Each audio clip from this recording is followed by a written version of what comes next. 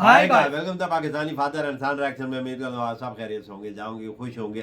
मेरा नाम जाद है यार भाई साहब। आज ऐसी डेवलपमेंट निकल कर आ रही कि इसका अंदाजा मैं कहता हूँ एक पाकिस्तानी भी नहीं लगा सकता था। जो हमारे पीएम ने ईरान में खड़े होके भारत से अपनी जान की भीख मांगी है। कल मोदी जी का आक्रामक रूप पूरे पाकिस्तान ने देखो। उसके बाद हमारे पीएम ने आज ईरान में खड़े होकर भारत को बोला है कि हम पे कोई हमला ना करो, हम पे कोई वार ना करो, हमारी जान बख्शो, हम आपके आगे सरेंडर कर रहे हैं। इसका मतलब ये है कि डर गए, तभी पीस की बात हो रही है। सही कहा भाई साहब। नहीं जो तो ललकार मोदी जी की उन्होंने सुनी है ना, थर थर कांप रहा होगा भाई। नहीं तो गजब इनकी बात करने वाले बोल रहे हैं कि भाई हमें भारत से लड़ाई नहीं करनी। चलो वीडियो वॉच करते हैं भाई। कौन करते start. We are ready to talk for the sake of peace with a neighbor.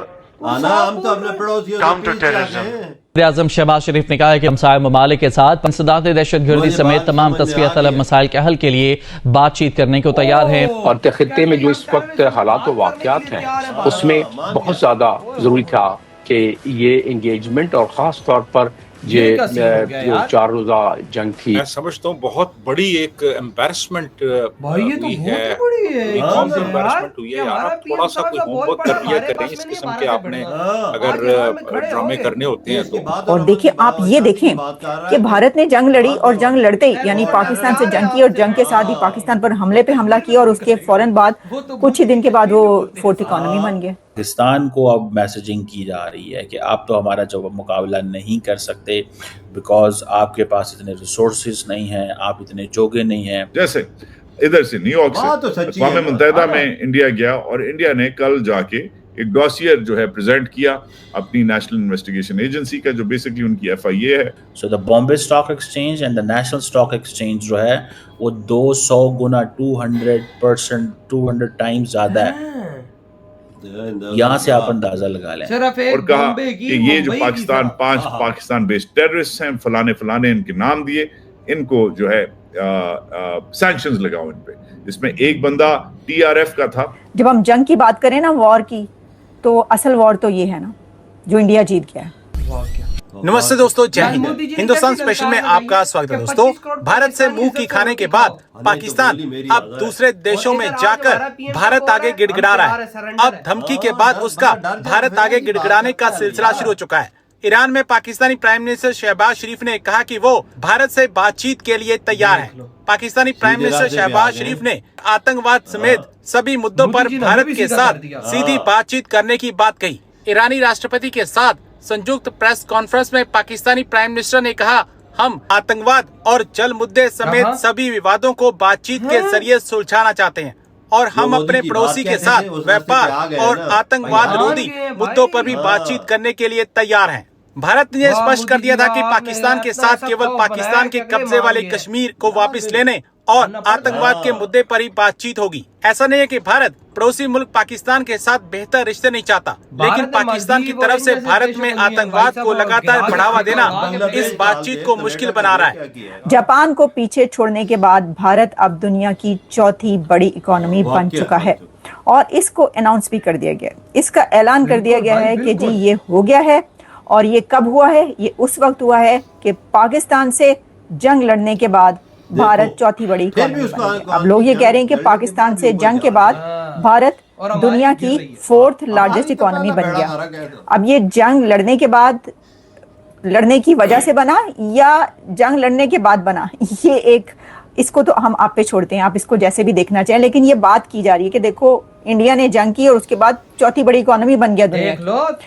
असल जंग तो इकोनॉमी की है सर। जो इन रियलिटी जो रियल वॉर है वो तो इकोनॉमी की है, वो एजुकेशन की है, वो टेक्नोलॉजी की है, वो साइंस की है, वो असल में तो वो है ना। लेकिन चलें, मैंने आपको कहा था मैं आपको बताऊंगी कि ये अनाउंस किया गया है, क्योंकि बताया गया तो ये क्या कैसे अनाउंस किया गया ये आप जरा सुन लीजिए। We are the 4th largest economy as I speak. We are a $4 trillion economy as I speak. कितनी प्राउड की बात है इंडिया के लिए, चौथी बड़ी। उन्होंने कहा है जी ये जो है आज हम दुनिया की 4th बड़ी इकोनॉमी बन गए हैं। इंडिया के थिंक टैंक की तरफ से ये अनाउंस किया गया है और ये हम नहीं कह रहे बल्कि ये IMF का डेटा कह रहा है। अब जो जापान है वो 5वें नंबर पर चला गया और अब रेस जो है वो ज्यादा तेजी से अब जो है वो तैयारी की जा रही है लड़ने की। ये रेस जो है अब इसके अंदर आपको पता है कि 4 कंट्रीज हैं, उन चारों कंट्रीज ने आपस में कैसे अब आगे निकलना है, तो ये तो हमें अगले चंद उसमें नजर आएगा। देखिए, एक तरफ जैसा मैंने कहा कि पाकिस्तान को भी इकोनॉमी की जंग लड़नी चाहिए। जब हम जंग की बात करें ना, वॉर की, तो असल वॉर तो ये है ना जो इंडिया जीत गया। In reality this is the real war, economy की, वो इंडिया जीत रहा है। हम आप कहेंगे भारतीयों को और इंडियंस को, जितने भी हमारे व्यूवर्स हैं या जो भी हैं पूरी दुनिया में, सबको जी आप चौथी बड़ी इकोनॉमी बने हैं, बहुत बहुत बधाइयाँ, मुबारकबाद, congratulations, very good, well done. जैसा मैंने कहा कि इन रियलिटी जो रियल वॉर है वो इकोनॉमी की है, वो एजुकेशन की है, बच्चों को तालीम देने की है, और सबको मिलकर इसके लिए काम करना चाहिए। और देखिए, आप ये देखें कि भारत ने जंग लड़ी और जंग लड़ते ही, यानी पाकिस्तान से जंग की और जंग के साथ ही पाकिस्तान पर हमले पे हमला किया, और उसके फौरन बाद कुछ ही दिन के बाद वो 4th इकोनॉमी बन गई। मैं समझता हूँ बहुत बड़ी एक एम्बैरसमेंट हुई है, पूरी कौम को एम्बैरसमेंट हुई है। यार, आप थोड़ा सा कोई होमवर्क कर लिया करें इस किस्म के, आपने अगर ड्रामे करने होते हैं तो थोड़ा सा होमवर्क कर लिया करें। कम से कम तस्वीर तो रेलेवेंट आप मीडिया के सामने प्रेजेंट करें। सारी दुनिया देख रही है कि वो चाइनीज ड्रिल की वो तस्वीर है। अबे हाँ, और वो तो बल्कि अब आइडेंटिफाई हो के सोशल मीडिया पे बहुत सी साइट्स पे आपको नजर आएगी। और इतना भी इन्होंने नहीं किया कि भाई ये थोड़ा सा वेरीफाई कर लें कि यार हम ये जो तस्वीर है, ये जो लगाने वाले हैं, इसी किस्म की एक बेहूदगी वो मलिहा लोधी ने भी की थी। तो ऐसा ही है भाई साहब, अब क्या बोल सकते हैं। देखो, लेकिन आज हमारा पीएम ईरान में खड़े होके ये बात कहने पे मजबूर हो गया, मोदी जी हम आपके आगे सरेंडर करते हैं, हम भाई साहब आपके साथ कश्मीर मुद्दा, आतंकवाद के मुद्दे पे बैठने को तैयार है। देखो कल मोदी जी ने कैसे हमें ललकार लगाई है, और पीस की बात कर रहा है। उसे पता है हम जंग नहीं लड़ सकते। देखो ना भाई, मोदी जी ने बोला कल क्या, मोदी जी ने बोला सुधर जाओ पाकिस्तानी, 25 करोड़ को बोला, नहीं तो मेरी गोलियां तुम्हारे लिए तैयार है। क्या मतलब ये भाई, हम तुम्हें घुस के मार जाएंगे। बिल्कुल। और आज हमारा पीएम भाई इधर पाकिस्तानी बात करते गजवा हिंद की, हम भारत को मार देंगे, हम भाई साहब हिंदुओं को उड़ा देंगे, हमें ये करना है, हमें वो करना है। भाई साहब आज क्या हो गया? आज भाई भारत के आगे झुके हम लोग। क्यों झुके भाई? वो इस टाइम दुनिया की चौथी सबसे बड़ी इकोनॉमी बन चुका है, $800 बिलियन के उसके पास रिजर्व है। हमारे पास क्या है? कबूतर क्या है हमारे पास? शेर और बकरी का मुकाबला है। मुझे बता ना, सही कहा भाई।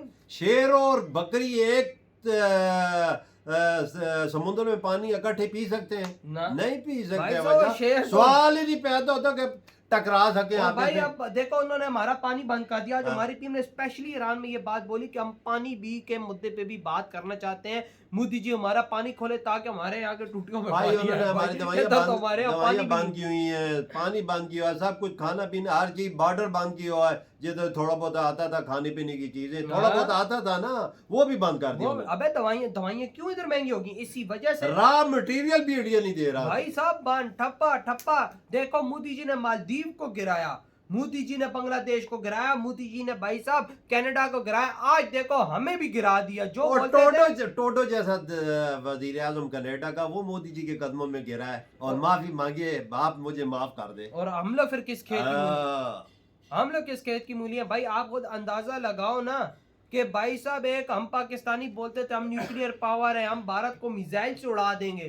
कहाँ उड़ाया हमने? मिसाइल मारे, उनके S-400 ने हवा में उड़ा दिए। नामुमकिन है भाई। और उल्टा आज खबर निकल कर आ रही है कि 8 भाई साहब हमारे JF-16 उड़ गए, भारत ने उड़ाए हैं भाई। तो भाई आपकी क्या थॉट है? इतनी वीडियो तुम करते